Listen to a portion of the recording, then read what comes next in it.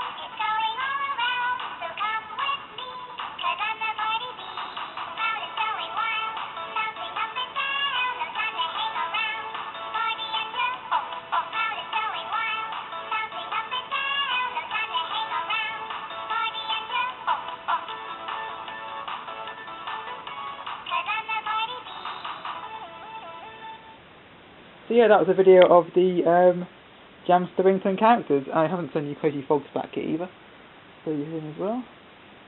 So this is the Annoying Thing, Crazy Frog, obviously.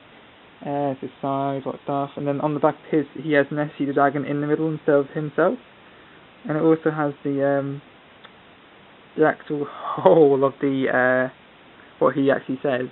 But yeah, originally these two here would have had a box as well.